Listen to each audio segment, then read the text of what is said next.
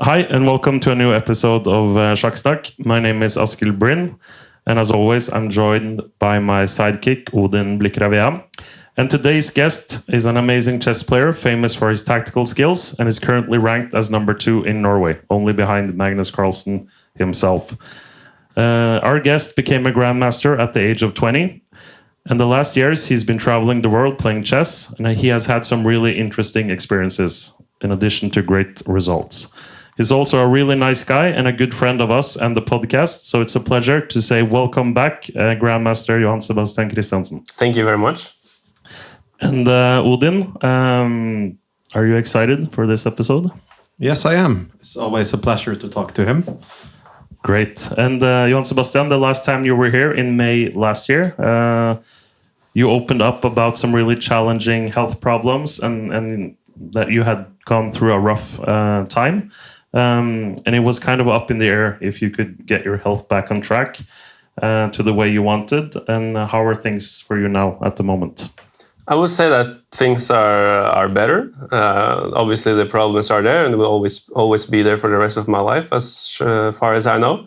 But I've been trying to learn how to deal with it and try to figure out how I can do things in certain ways that I will not really create too many problems, especially when I play chess, because that's when things matter for me.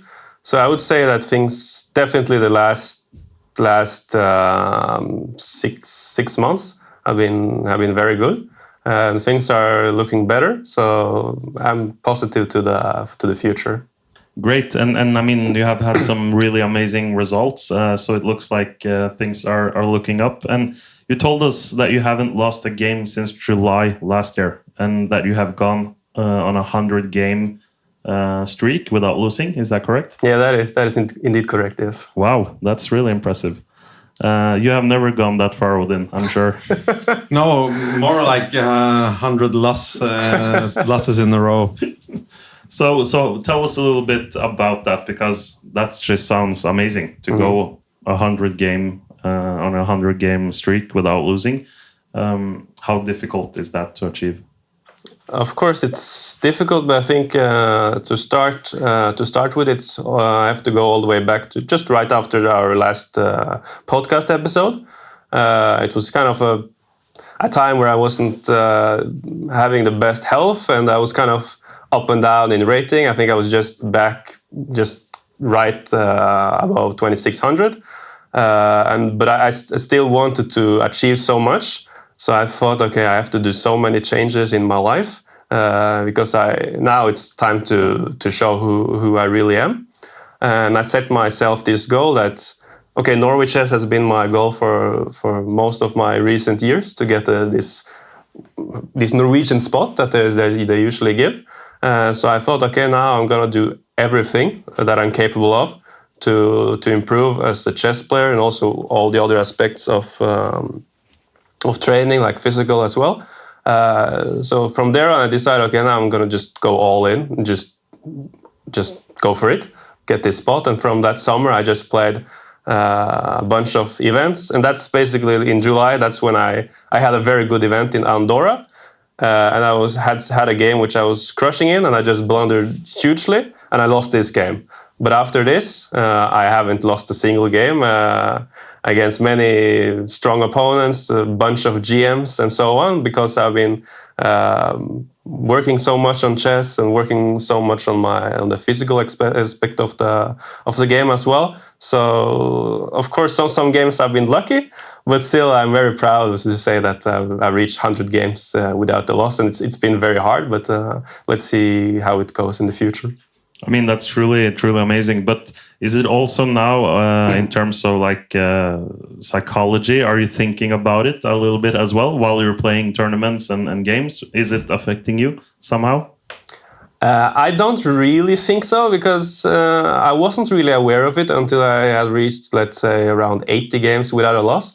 Then I just realized, okay, I'm gaining so much rating, and like, when did I lose? And then I checked this, and then I started Googling who has the longest record, and then I found Magnus, I think, has still the record. I think he has 115 or something. And then and Ding has a lot as well. Ding had 100, I think. Good streak as well. Yeah. And then I thought, okay, actually it would be pretty nice to have this record because I think it's so hard to break this record. But still, I haven't really focused too much about it because if it was so important for me, I could just play a bunch of random events every single day just to make sure I get this record. So I'm not really thinking about it too much. That's good, probably. And tell us a little bit about the progress that you have made on the chessboard since last time we spoke on the podcast. All right. After I decided to travel, to just leave Norway and travel the world for a half a year, just play a bunch of tournaments and do a lot of chess training, and also, of course, see the world for myself while I can. I had just so many good results. I was scoring so well, winning many tournaments, and every single time I was playing a GM, I was basically winning, and I had this huge motivation to go forward. And then we came to January. Of course, I had a good World Rapid and Blitz Championship as well, beating some good players there. But January was a huge month for me because I know that that's usually when the organizers of Norway Chess usually chooses the participants of the coming tournament. And I was very, very satisfied about my recent progress, and also my rating was all the way up there. So what was your rating at that time? It was around 2635-ish. Yeah. So I thought, okay, my rating is decent enough to get the last spot. So I was very happy. I thought, okay, I might get my big dream to play in the Norway Chess. And then I got this call from the organizers telling that the format is changing and we will have less players in the Open, so there's no spot for an extra Norwegian this year. And unfortunately, this broke me very much down mentally because this was my huge goal. And I thought, okay, now I have to maybe wait until next year. And this was my huge motivations to keep going. But it took me maybe 1 or 2 days before I told myself that, okay, this is not gonna crack you down again. So, but I was still struggling to become motivated. Even though I had such good results, I was still not getting so motivated. And then I just wasn't feeling so happy every single day. So I said to myself, I have to leave. I have to go somewhere. So I actually booked a ticket to Thailand, just get as far away as possible from things, basically, obligations. And there I just decided to go. I need to work even more in chess, even more, get even better physically shaped, and just focus on me, myself, and I. And I just went there. I was just staying at some apartment. I was basically at the apartment every single day, and the pool area and the gym. I was not leaving to do anything else. I was just there, just to leave everything out of my mind and just work on myself. And then I get back to Norway after a month or so, and I just start playing a lot. And then I continued having great results. Also in Argentina, a huge tournament I won right after that. Since last summer, can you tell us a little bit about what you've been focusing on, how you've been training, what have you been working on? More to enjoy the moment when I work on chess, not to work because it's necessary, but because I want to, and just keep on improving the working hours, just more hours than I did before. Basically, that's kind of been it. I'm still working on the same things that I usually did before. People know that I like to study opening, so that's still what I do. But just I go deeper and I do it more. But I think the biggest difference has been the physical aspect. These days I'm working out almost every single day. There was a period I was working out every day, but I realized that you should have some days to relax as well. So that's been pretty good for me, and also my health-wise. Feeling much more energetic every single day, feeling better. Also getting better confidence. Also recently I started playing actively football again, which I was playing a lot when I was younger. And there was 1 year in 2019 I played a bit in the club, but now I'm back to my childhood club again, and they're a pretty good team. So that's also something that gives me a lot of energy in my day-to-day life. So when you train a lot physically, does it make you tolerate longer training sessions of chess? How do you think it correlates? That's actually a good question, because I can kind of compare it, because every single year I have this training camp, which you spoke about in the other episode of the podcast with Jordan and Borky. We had our first training camp in 2022, and we had in 2023, and now in 2024 this summer. And the first 2 years, I was really struggling to keep up with them, because they have a different way of working than I have. I'm from this kind of Norwegian school, as Siv Dagestan likes to say. We work on chess to have fun, and when we're getting tired, we quit and we take a day off. But they just keep on going, like 10 hours, and not even sweating. Like chess conditioning almost. Yes, and I was really, really struggling to keep up with them the previous 2 years. But this year I was actually hanging on so much better. And I felt more energetic, and I was kind of more into it actually. So I was enjoying more this year, and I felt like I was getting more out of it this year as well. So definitely it has improved there as well. So besides the training camp, do you train on your own, or do you train online with somebody, or in real life, or? Yeah, only on my own. Yeah. And that works fine? Yeah, I feel like compared to other players, I feel like I'm very, very individual. I like to do my own things and just decide what I want to do and not rely on others. So that's why I always haven't been the biggest fan of this kind of training camps, when you can kind of, let's say, sign up. There's some random GM, you can sign up and go to his courses with like 20 others, because I want to work on my own. Pay 100K to go. Pay 100K to go to Niemann's training camps. school. Yeah. I would never do that. But you're good friends with Borky, and so are me and Odin as well. But and he seemed to be like the daddy figure in the training camp, and he's been a coach and trainer for many years as well. So tell us a little bit about how he prepared the camp, and what are top grandmasters like yourself doing in a training camp? What is the main focus? Yeah, so Borky is there basically as a father figure and the coach, of course. So whenever we wake up, of course I think we eat breakfast at around 9, and then when we finish breakfast, he just tells us what we're going to do today. So he has everything organized and everything prepared before the camp even.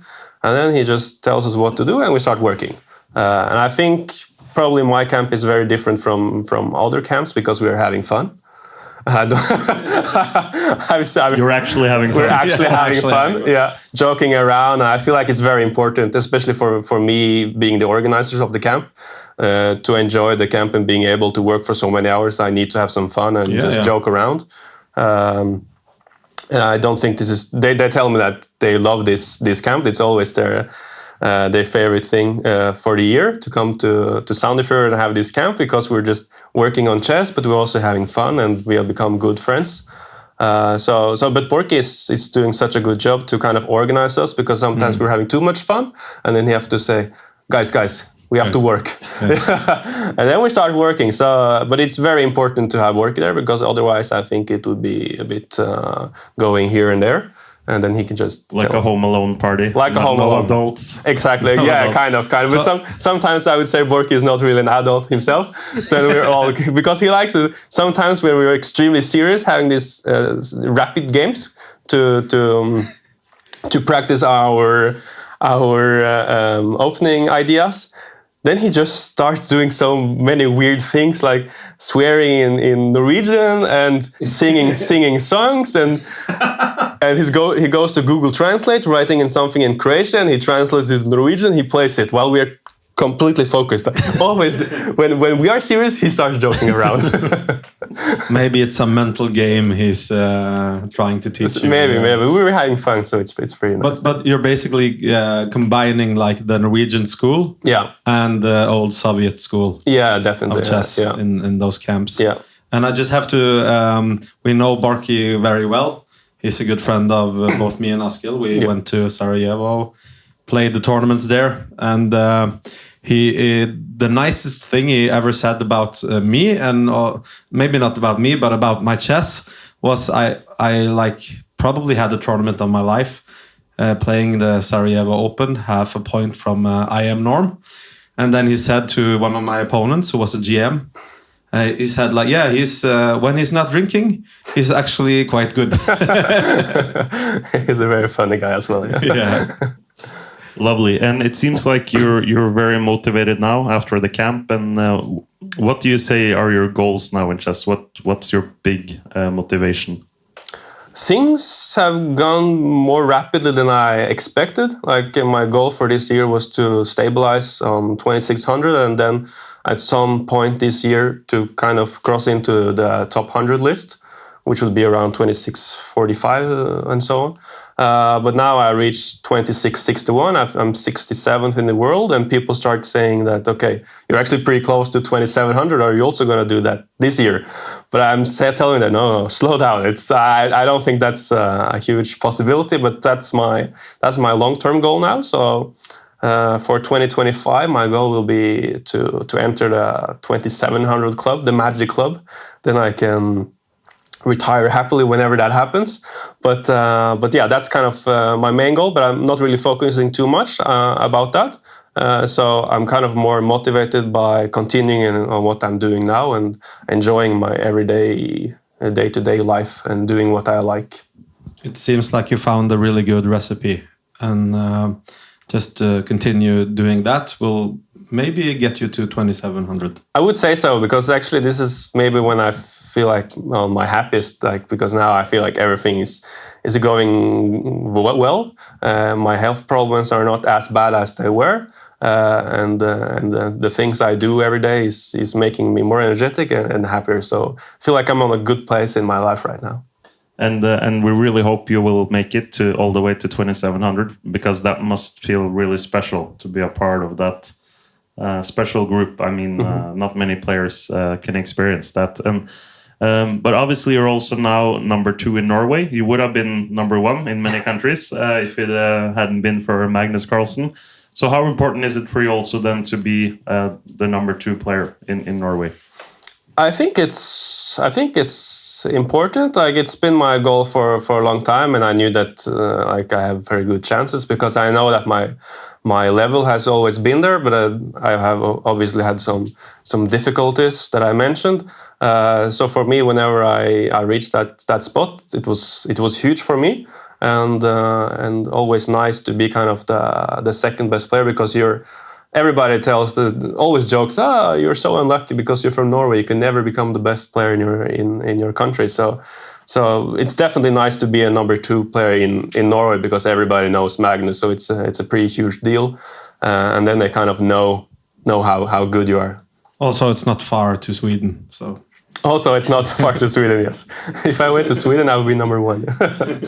We talked a little bit about your streak now, and you've been very active, playing many tournaments, many games, and so on. And in many of these tournaments, you played strong grandmasters. But there have also been some tournaments where you've been the rating favorite. And how is that, like, mentally going into a tournament where you know you have to win many games to gain rating points? And what's the big difference knowing that in advance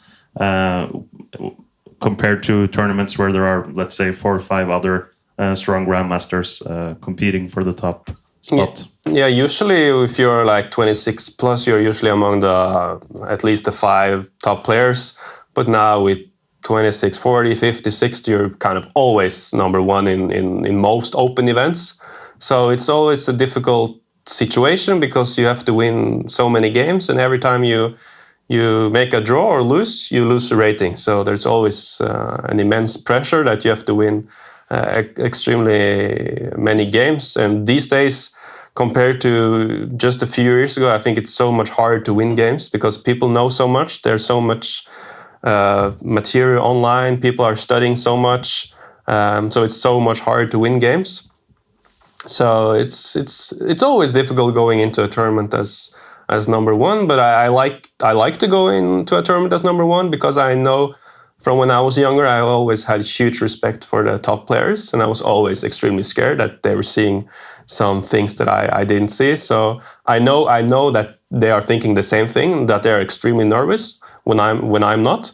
So I'm taking advantage of this, and I know that in worst case, if I play poorly, I can sometimes chicken out by offering a draw, perhaps, and they will most likely accept in many cases. The oldest trick in the book. The oldest trick in the book, yeah. But yeah, I just I have to just say one thing, because I've only experienced this once, being the top rated player in a tournament, or probably more times when I was younger. But the last classical tournament I played was Stavanger Open during a Norway Chess tournament. And this was during COVID, and I was the top seed in this below 2100 group. And I was close to 2100 for the first time in my life in classical chess. So I thought, like, okay, I will just cruise through this tournament and gain some rating and a nice first prize. But I lost like 50 rating points, and I barely made it to top 10. And all these kids like being rated 16, 1700 were, crushing me, or like, it was just mind-blowing.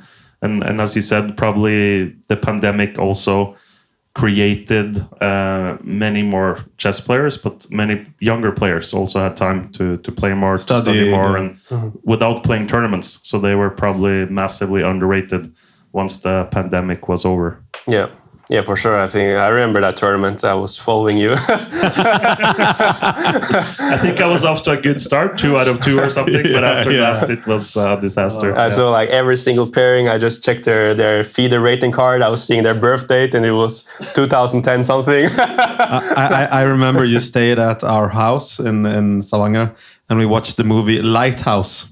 Yes. Which is a crazy movie, and that was very much like your tournament. It just sums it up. Everything went to pieces. Yeah, absolutely.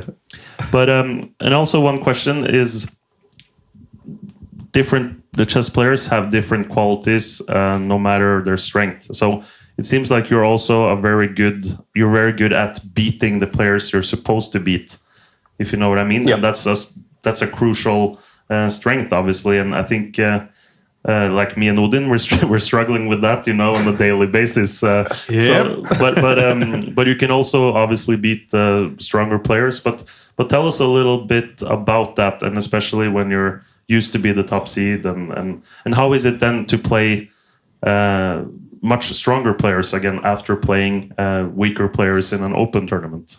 Yeah, I think that's something I have excelled at most of my life, to beat even just a bit low-rated players, but also quite often, like rarely giving out draws. So that's been pretty nice. I think that's been based on my playing style, because I'm very, very playing active chess and aggressive chess, always going for the win. While many other players on my level are a bit more solid, so then it can, of course, be hard to win. But I always take a lot of risk, because I know that I'm the better player, and I have a big confidence going into the game. So when you play weaker opponents and then you face some strong GMs, it's a different mindset, because if you just do the same thing, you realize that they're not really falling for the same tricks, and they know so much more positional play and strategical play and dynamical play. So you have to kind of switch your playing method, but still I'm always going for the win against them as well. But it's just much harder, and at some point you have to like give up your chances to push for a win, because obviously you know that a 2600 player is capable of holding a draw, or even taking advantage of your mistakes. While if you play someone, let's say a FIDE master, an IM, or a GM around 2500, I know CM even. Sorry? CM even. Or even CMs, you know that they will make some kind of error, and you know that you're stronger in most of the aspects of the game. So do you take less risks against grandmasters?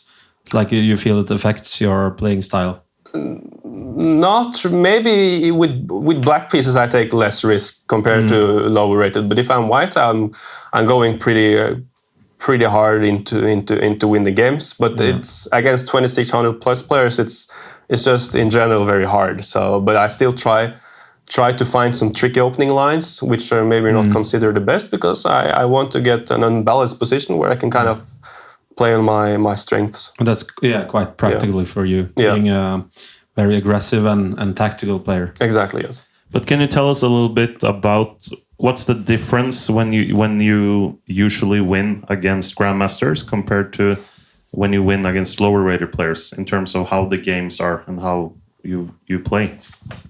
When I beat GMs, I think I play on a much higher level. Usually those are, I would say, like I give them some sort of masterclass when I win these games. Like every time there's usually quite good games and I'm pretty well prepared.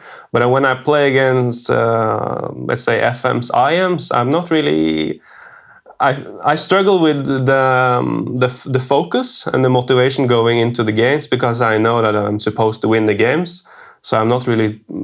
That's maybe my biggest weakness in chess, because I think even though I win most of those games, it's actually those games that I struggle most with. And usually where I tend to give out some rating points when it comes to a draw or even a loss. Like only recently I was playing against some 2100s in the beginning of a tournament, and I was really struggling. And I was dead lost in some game, and I was able to survive and make a draw. And this happened twice in the same tournament. And then I was paired against this GM, and I just crushed him like a beginner. So it's pretty weird. But actually, I struggle sometimes with lower rated because I think it's hard to motivate myself for the games. And I think that's quite common in general, like in most levels in chess, and a lot of players do it. Probably Askill, me, in all the levels, you underestimate your opponent sort of by not focusing 100%, but like you're saying, you usually win anyway. Mm-hmm. So that's probably why you can. I mean, the brain is like a funny organ. Like it teaches you, like, okay, you actually have time to relax. You have you're going to win this, so it makes you kind of lazy in a way. Yeah. So you don't focus 100%, and I guess that. Like that type of focus, even for top players, I probably Magnus is maybe one of the few guys who doesn't underestimate his opponents and can keep this clear focus. I don't know. We have to ask him ourselves, obviously, but I can see him focusing on the chess, no matter who the opponent is. Yeah, I think that's a pretty good thing from him compared to other players, because I think most, as you said, they are underestimating their opponents and not taking it as serious as he will do. You're going to play the Olympiad in Budapest now, and compared to the open tournaments you've been playing, you're playing on the second board, and if we do well, as I hope we will, you're going to meet really strong opposition. So how do you prepare mentally for that, and how is that different to what you've been doing or what you've been used to doing now for quite some time? Well, in open tournaments, you can kind of warm up, as you would say. In usually the first round, you're playing some lower rated players, so you kind of get into the shape. But now you're kind of thrown to the lines basically immediately, and from the first rounds, I'll play some strong opponents, and I expect that I will most likely play GMs in almost every single round, and some of them will be top elite class. But I just take every game as it is, and I'm confident that I can beat everyone. I'll just see when the pairing gets published, and then I'll start concentrate on the game. So I'm not really nervous, but of course it's going to be a huge task being on board number 2. And I hope maybe in one game I'll be board number 1, because that's also a dream of every national player, that you're kind of representing your country on board 1. But I'm looking forward to the task. That's good to hear. And you talked a lot about physically preparing to play chess, and that you're training a lot. I also like to train a lot. I'm not going to play chess during the Olympiad, but I will definitely train. But I'm struggling to...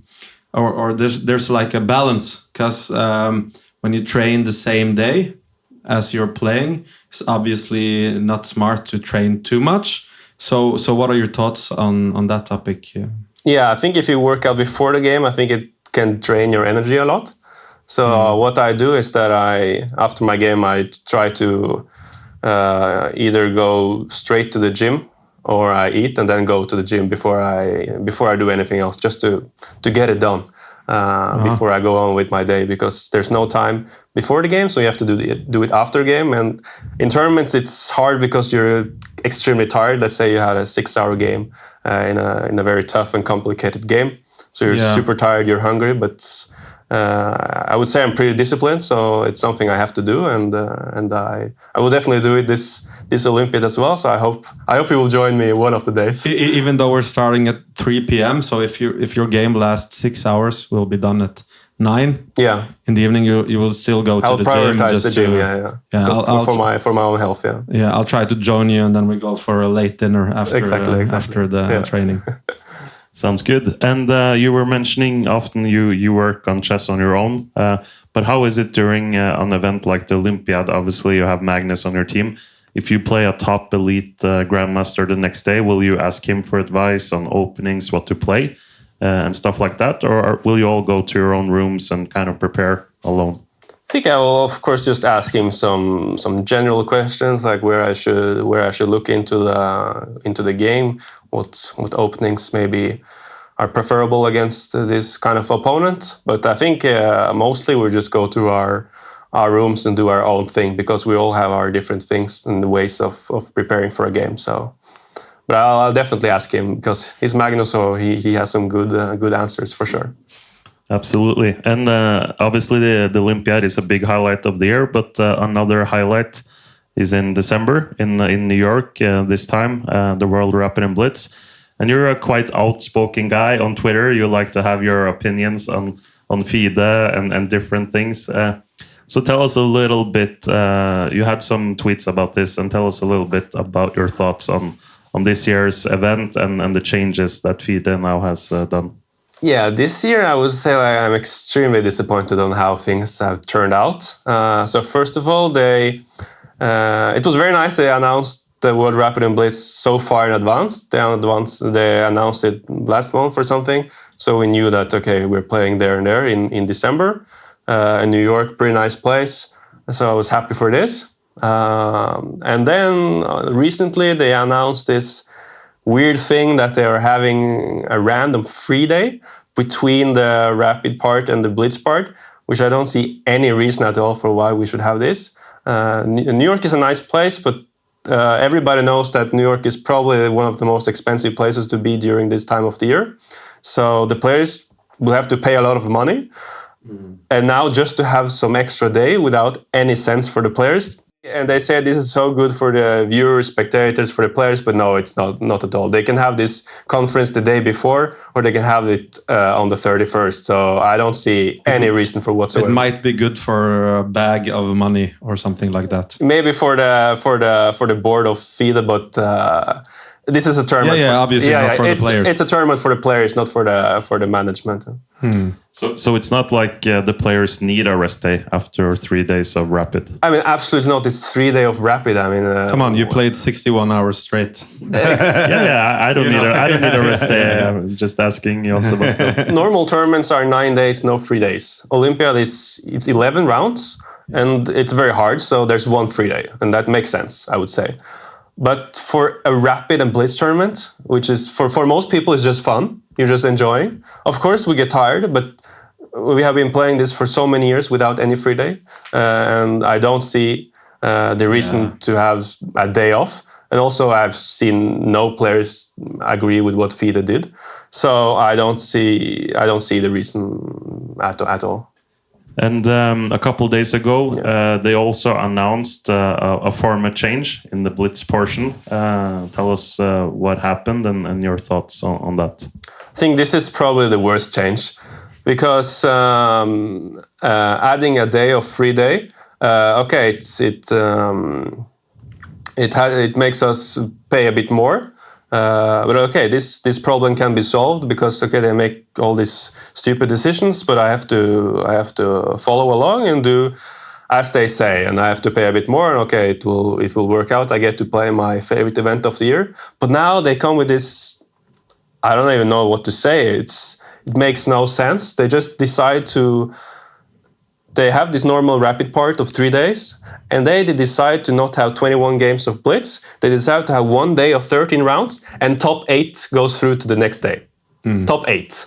There are usually 200 players, 200 of the best players in the world, going to play the World Blitz Championship. It's for most of them the most favorite tournament of the year. And now only 8 players are going through to the next day. And I don't think people know how hard that will be. Like 8, I don't see. To be honest, I'm a good Blitz player, but I don't really see any possibility for me going through to day 2. It will even be hard for Magnus to reach day 2. If you're unlucky in the first few games, you're out of it. Like it's very hard. It's very brutal, right? And yeah, as you said, players like Magnus can't be safe in terms of qualifying for the knockout. And what I feel is a bit sad is. For lower-rated players, this is their one opportunity to face, the top players in the world and to play them, and they only now have 13 rounds instead of 21. So it's definitely a big change. And what are your thoughts on this, Odin? No, it's ridiculous, I think. And just to add insult to injury, they do it like it's the New Year's Eve will be the last day. So for the players then. Rated 2700-ish and feel they have a shot at making the top 8, they would have to decide like, should we buy plane tickets for New Year's Eve, or should we just we're not going to make it anyway? And so you have, it's just like you said on Twitter, like for 95% of the players, it's just a horrible decision. And for my part, like working for NRK, I would have to probably work New Year's Eve, which is also not nice. So I'm not so happy about it either. But I mean, it's been working out great, except for maybe some fishy and like. Safing, doing pay jumps in the end of the tournament, some draws and stuff like that. But they could easily adjust that by make a different payout structure and give people more incentive to play the last round games. And now you will have the same. Like the first day, you will have someone securing the top 8 finish probably, and like nobody's guaranteed anything. There's so many things that's wrong with this decision. Yeah, no, I think it's ridiculous. And also, as Askill say, for most of us, it will be 13 games of Blitz. Like 13 games, I can go play a local tournament in Oslo and play more games. And for most of the players, like it's their one opportunity to play against the best players in the world, and they get 13 games. And if you're unlucky and you have a bad start, you're just out of it. There's no motivation for the rest of your games. And also for the viewers, they say it's a good thing for the viewers. I know most viewers, they have some different favorites than in classical chess, because there's so many lower rated players who can play good in Blitz, and now they will not be able to follow them both days. And just imagine NRK, the broadcaster in Norway for the event. Just imagine Magnus doesn't make top 8. Yeah. How is that last day gonna be? There's gonna be one full day of broadcasting chess without Magnus. Yeah, who's gonna watch? No, I totally agree, and also that's part of what's fun watching NRK and this championship. It's that like it's a championship for the people, and obviously the strongest players in the world. But that's where you find the good stories, like a young boy of 9 years old beating grandmasters, stuff like that. So I really want them to go back to the 21 rounds. And why don't they ask the players? They just make these decisions by their own. And then a few days ago, I got an email from FIDE asking about the format of the World Cup coming in 2025. They sent this email to all players on top 100 on the recent rating list, asking whether we want to change the format to, as it is, 2 games of classical chess, or to move it to 4 games of rapid games. So now they're asking the players. whether we want to change. Interesting. But for the Blitz and Rapid Championship, which is quite a huge thing, they just make their decisions on their own, and they make an idiotic decision. That's what I think.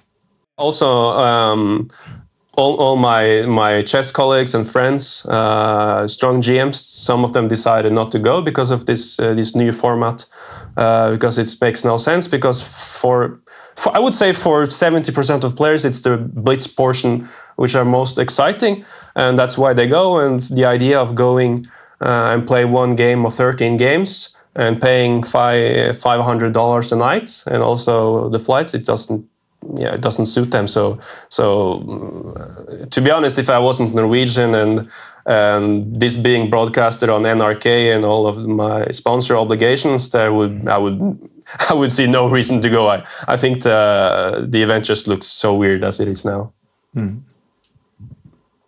Well, we wish you the best of luck, at least in New York, and we'll be rooting for you, me and Odin. Johan-Sebastian, we also have a few questions for you from our social media. And the first question is actually Odin from Goran Urosevic, he was helping out during the Guinness World Record match in Stavanger. Yes. He helping out a lot. Worked the night shift, so he was a trooper. He's asking, did you exchange dinars from his Silver Lake prize? I saw this question and I wasn't sure what he was referring to, but then I realized I played a tournament called Silver Lake Open. I think it was even back in 2017. I most likely won a cash prize, probably in dinars. I don't know what happened, unfortunately, to that money. You have to find the dinars. Where do they have dinars? This is Serbia. Serbia. Yeah. Serbia. I should have known that. So you should find them and go back to Serbia and spend. Yeah. I think that's what he was referring to. Yeah, probably. Next question is from Gaston Franco.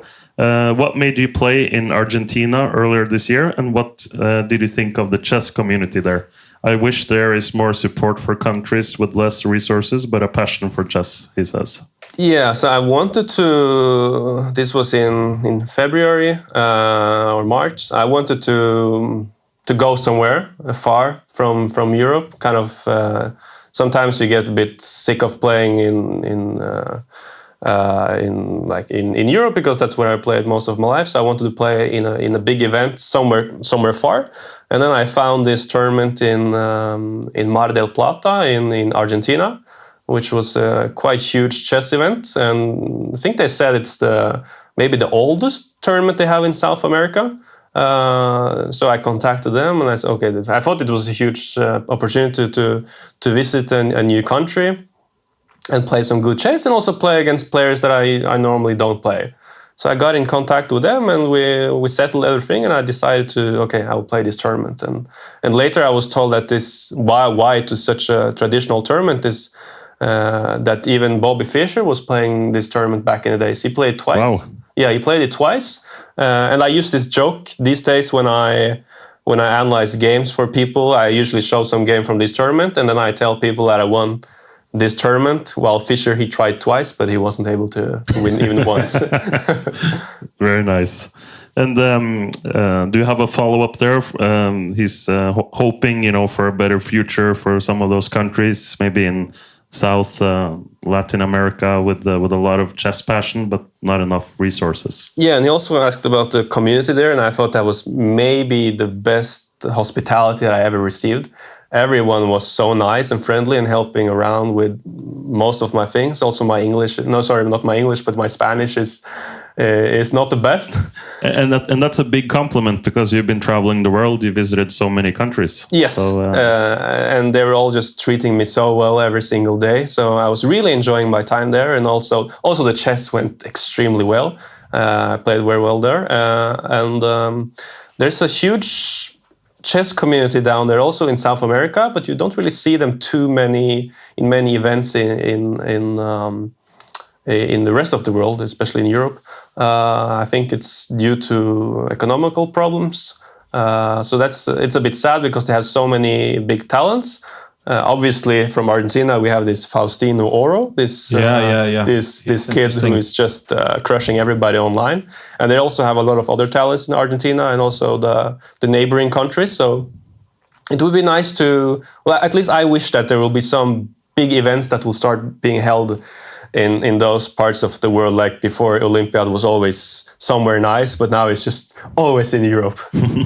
But we also have to mention the Messi of chess, Faustino Oro. He's only 10, 11 years old. He's living in Barcelona now, but he's from Argentina.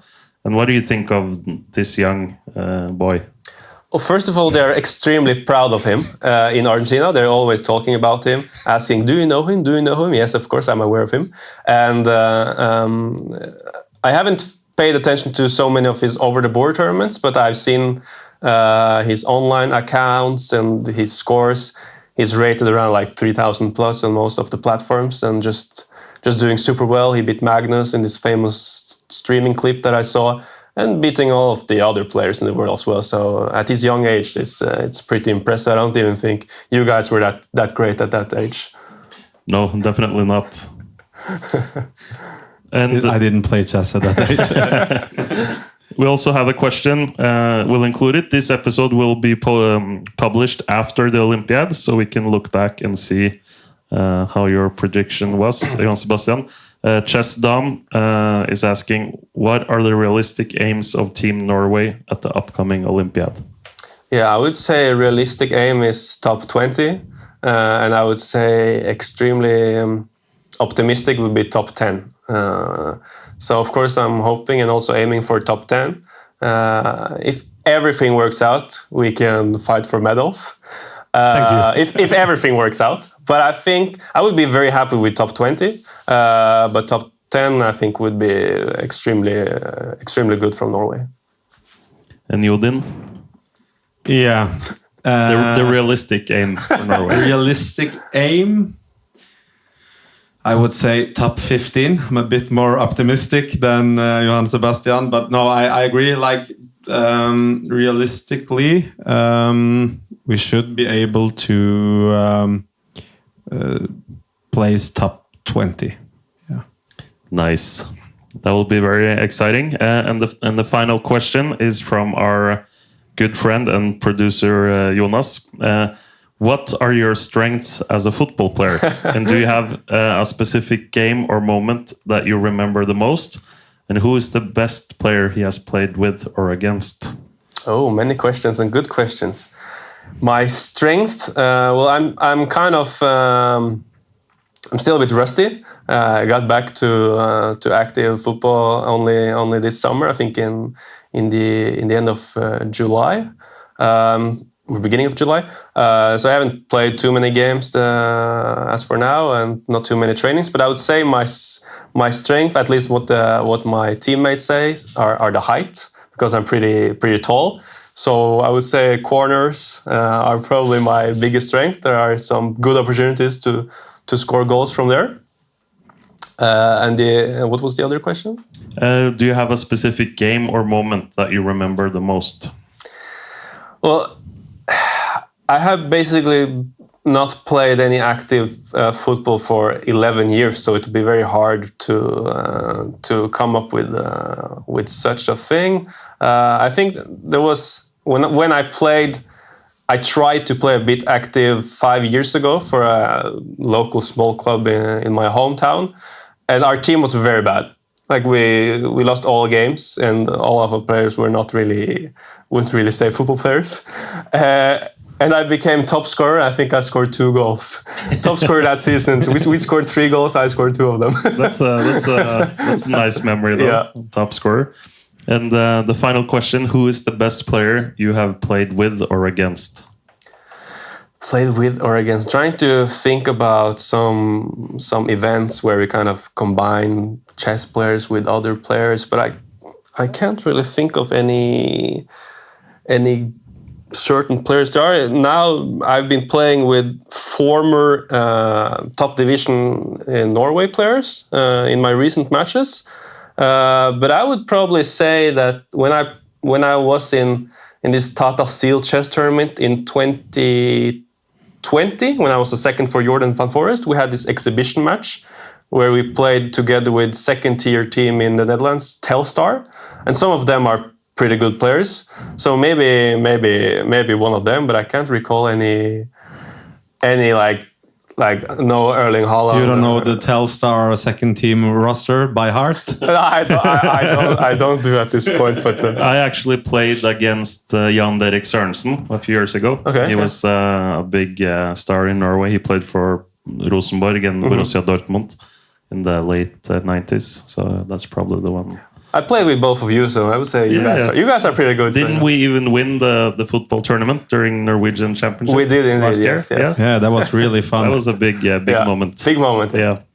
And Odin, rumors have it that your father is back with the question. Yes, he is back with a question. He's making a comeback on this podcast.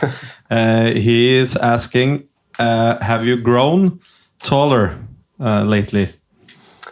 I haven't measured myself for some time, but every time I see people that I haven't seen for half a year or a year, they always say, "You're still growing," they say. So I might still grow, but I think I'm closing into my peak now. But what's your height in your passport? In my passport, I think it's 190. But last time I measured... you have to be a lot taller. Yeah, last time I measured myself, I was 195. But I have this weird feeling that I'm kind of still growing. So I like to tell people I'm like 192 or 193. But yes, I'm 195 now. So you're one of the tallest grandmasters in the world then, probably. Yeah, I think so. I think few of them are probably about 2 meters. I think Alexander Indjic is, I think, the tallest one. He's pretty tall. So yeah. he's Peter Heine. Peter Heine is also probably of course, taller. Peter Heine. And then, but if you multiply your height by your rating, you're a top. Also, all top three of us. 5 player in the world. Also, all three of us are pretty good GMs as well. So Yeah. Yes. So it would probably be you three, top 3. Yeah, if it's I think so. Yeah. height and It rating. would be a pretty good team in the Olympiad, Yeah. actually. Yeah. Combine like basketball and chess. Basket chess, Yeah, like you basket play chess. with the kids. Exactly. Yeah. That's good. Basket chess. Awesome. It's been fantastic having you on the podcast again, Johan-Sebastian, and we wish you all the best, both for the Olympiad and everything you're doing the rest of the year. And hopefully, even though FIDE messed up the format, you'll have a good time in New York, and we'll be rooting for you from Norway. Thank you very much. Thank you. And there's only one thing left to say. Vi sjakkes!